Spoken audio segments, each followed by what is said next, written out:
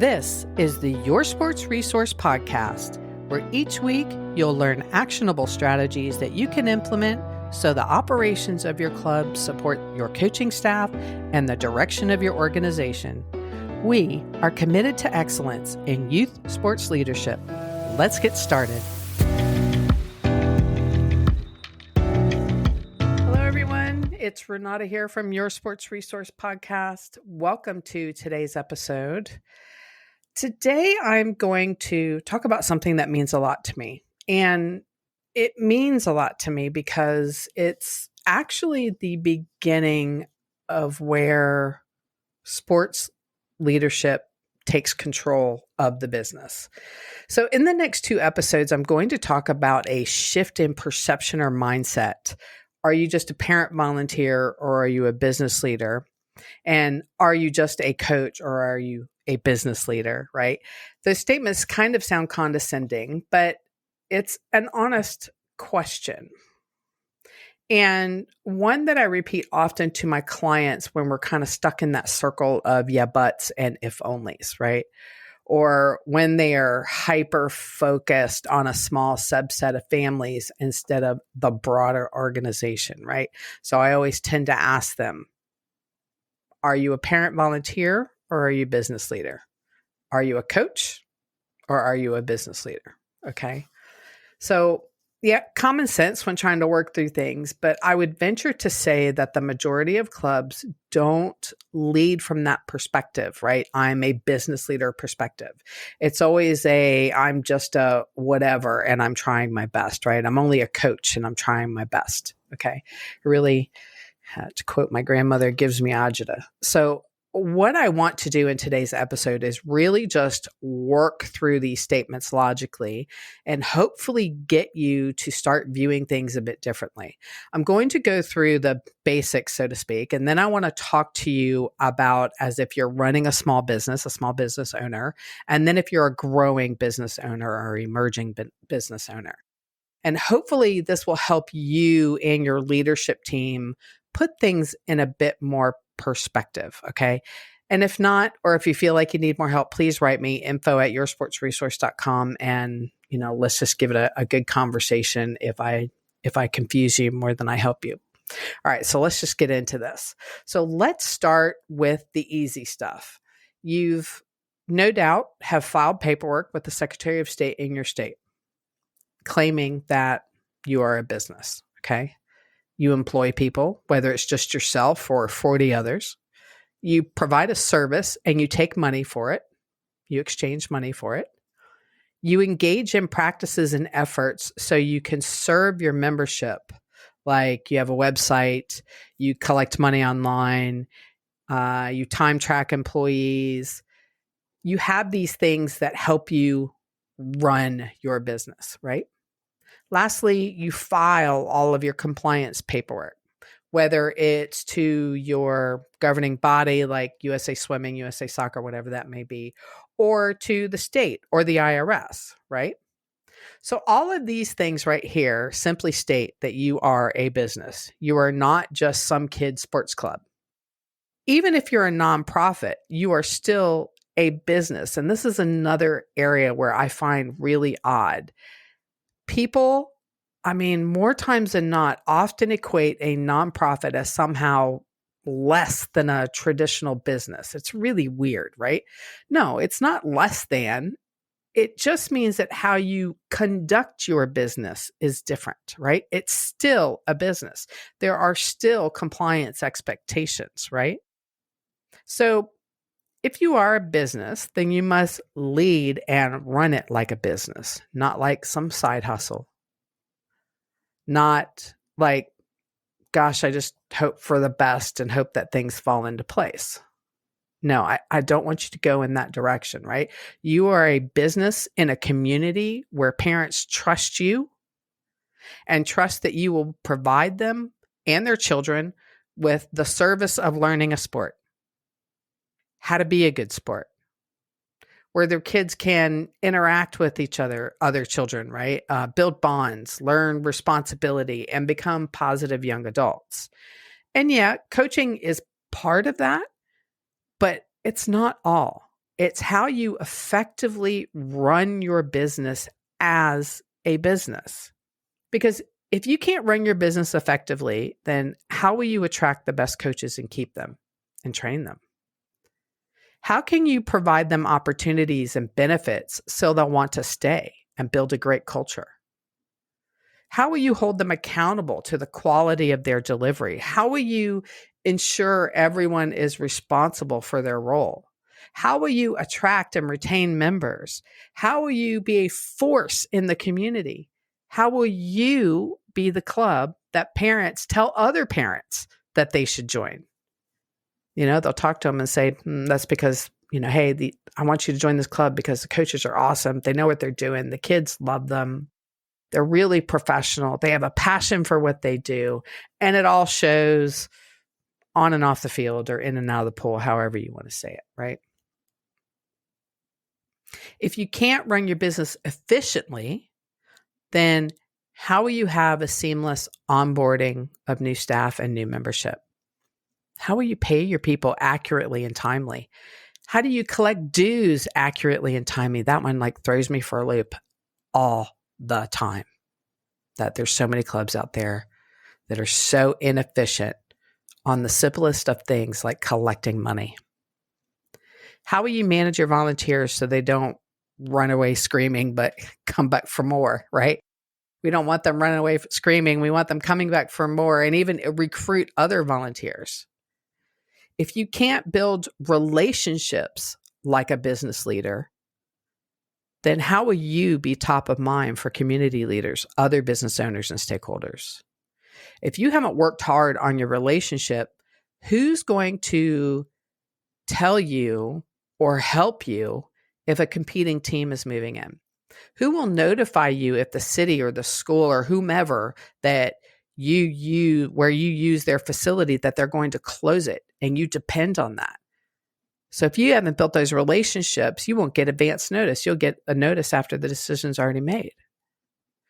Right? So I kind of went off on a rant there, but yeah, I kind of wish that I could do a bit of a snippet from that Cher movie where she says, snap out of it, right? Again, I know that you know all of this, but that doesn't mean that you put it into action or that your board does. So let's move into if you're a small business owner and then a growing or emerging business owner, okay? But first, I'd like to take a moment to tell you about the consulting services that I offer. I work with youth sports clubs, both for and for not-profit or not-for-profit, and I can help you improve the direction of your organization and how the board and the head coaches work together. Sometimes clubs just really need an objective individual to work with them and to pull things together. My consulting services do just that. My approach to working with youth sports clubs is to work in a way where you have a detailed game plan to implement right away. I stay away from theory. Fluff drives me nuts. I'm here to work and to ensure that your club can move out of the old mindsets and sameness and move into running your clubs like the business it is, just like this podcast episode is about. Together, moving from surviving to thriving with options. So send me an email and we can schedule a no obligation call where we can discuss your areas of concerns. That email is info@yoursportsresource.com. Okay, so let's get into it. If you were to consider yourself a small business owner, you are most likely a small coach-run team, or you may be a board-run, parent-run team, but you're really just developing in those practices. Chances are you're in a space that most entrepreneurs find themselves in when they kick off a business. You have either a great idea or a great skill or desire being a coach, and that's why you've started this, okay? You're just trying to make something of it. Usually, your business at this point is comprised of, everyone is a doer. But more importantly, you are the doer for everyone, okay? So what you need to do differently is to get real about what you can do versus what you should be doing. My guess is if you're a coach-run team that you're doing it all. You're doing all the marketing, all the admin, practices, managing all of the staff. Again, just because you can doesn't mean that you should. It takes a leader or someone who wants to behave like a business leader to step back and go, okay, my excellence is here in doing seasonal plans for athletes. And while I can do the onboarding of new members, I probably could automate some of it and hand over the rest to someone else. That will free me up to focus on, not only the seasonal plans, but maybe even the long-term athlete development or development of my staff. Okay, so you see my point in there that I'm saying that you really need to take a step back and go, just because I can do it all doesn't mean that I should be doing it all. Okay. Now, this might mean that you need to find volunteers or buy apps or programs or adjust someone's job description to take on bits and pieces of other items off of your plate. But if you want to run this as a business so it grows and serves, then that's what you have to do. It's not okay to let 30 balls drop because you don't know how to juggle 40 balls. Does that make, if I were to paint a picture for you, right? You will never serve your membership well, ever. Yes, it's daunting to hand over responsibilities, things to others, but it doesn't have to be complicated. Just make sure that you train them and you set the expectation to hold them to it.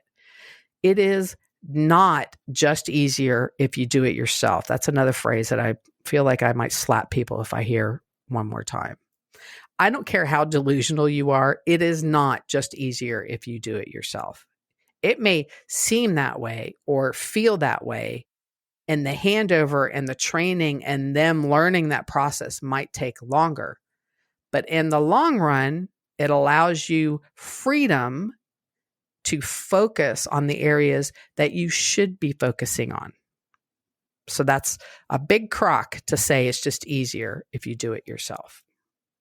If you have a club that has a board and it's just starting out, it's the same thing. You just have more people to share the load with. And here's the thing. If you start your organization with board members who can't lead or do any of the skills that you need and just want to be there for show, now is the time to very nicely say, no, thank you. Start your club off on the right foot. You need doers. You need people who are going to set the organization up for success. A board that has vision and can see you as the business that you are, that they take ownership in being the president and the secretary, and they have the skills to do so. They are not just some parent volunteer. They are a business leader. And for those of you who are on a board, keep in mind that you are on the hook as a business leader, whether you think so or not. Okay. If the club fails, or God forbid, something horrible happens, you are on the hook. You are a business leader, whether you play the part or not. Okay. So what I'd ask you to do as a board member is to think of your board as your partners in business. Just like if you walk down the street and opened, a fast food joint. Okay. So for a small club, quit trying to do it all. Go piece by piece, break off the items that you can hand over to others, maybe even eventually create a new role who handles a large chunk of this work. But don't be afraid to be creative and use your volunteers. There's always people out there who have skills and who want to help out. You just need to find them. Actually, I've got several podcasts that talks about how to navigate and find the right volunteers. And I think there's one titled Recruiting and Retaining Volunteers. That one's going to have the most information, obviously. So go listen to that episode, and I think it'll help you. Okay, so let's talk about if you're an emerging or growing business owner. From my perspective, this means you need more rigor around your job descriptions and clarity of roles. This is where most companies, not just sports organizations, falter.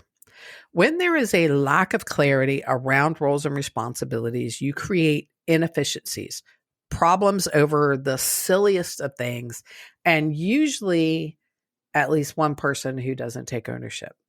Now, I'm not saying you have to have everything scripted, everything's like down to the letter that everybody should be doing, but writing complete job descriptions ensures everything is covered and you don't have two or more people doing the same thing. So there's no gaps, right? Everything's covered, and there's no overlaps where you have two or more people doing the same thing. That's what I mean by being inefficient. Additionally, as you grow, you have more members and more athletes by nature. That's how you grow, right? So you need staff that know exactly what is expected of them. You need to be able to celebrate and correct their behavior. They need to know that they provide value and are valued. These things don't happen with a wish and a prayer, right? Or not in the long term anyways. I also recommend that you are very clear about board member and senior volunteer roles. They too should have job descriptions, and the board and or leadership team should know what they're aiming for, where they're going. So this helps those very really uncomfortable conversations where you have board members who aren't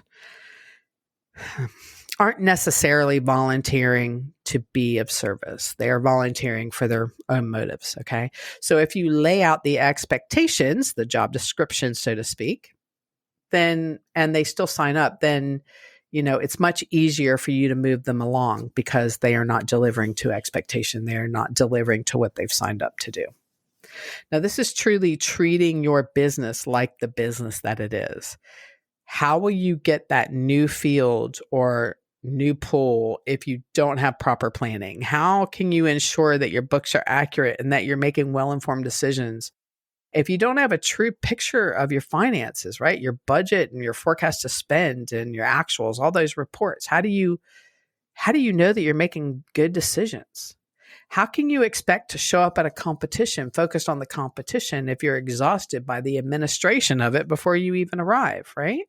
These are all common sense things. And I feel like I've kind of posed more questions than answers today, but if I could ask you one thing, that would be for you to separate yourself from what you know to how you actually behave. Just because you intellectually know something doesn't mean that you practice it. So please make the leap into the doing and behave as the business leader you are. Just take one step at a time. All right. Thank you for listening today. And please subscribe, rate, and review this podcast so more can hear about how they can improve the leadership of their sports club. You can also find resources on yoursportsresource.com. And please feel free to write me at info@yoursportsresource.com. Thanks for spending time with me today.